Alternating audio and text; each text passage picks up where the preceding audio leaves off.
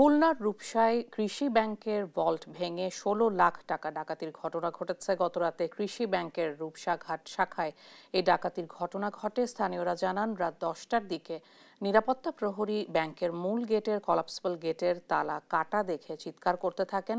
পরে স্থানীয়রা এগিয়ে এসে ঘটনাটি রূপসা থানাকে জানান। ব্যাংকের ম্যানেজার কামরুল ইসলাম জানান, ভল্টে ১৬ লাখ টাকার বেশি ছিল, যার প্রায় পুরোটাই চুরি হয়েছে। ঘটনার সত্যতা স্বীকার করে পুলিশ জানান, চুরির সময় সিকিউরিটি গার্ড ছিল না। তবে এই ঘটনার সাথে জড়িত সন্দেহে পুলিশ এখনো কাউকে আটক করতে পারেনি।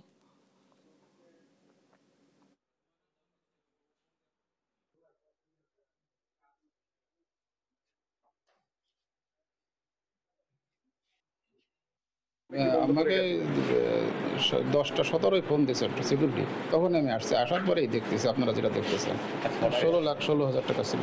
মানে 1500 টাকা আছে, 1420 টাকা আছে, আর নাই, সব নিয়ে গেছে। প্রাথমিকভাবে আমাদেরকে মনে হচ্ছে যেহেতু আজকে ছুটির দিন ছিল, স্বাভাবিকভাবেই যারা ব্যাংকের কর্মকর্তা কর্মচারী তারা বাইরে ছিল, এই সুযোগে হয়তোবা কিছু কতিপয় দুষ্কৃতিচারী চোর বা তারা আসলে এই সুযোগটা নিয়ে কিছু টাকা পয়সা চুরি করছে।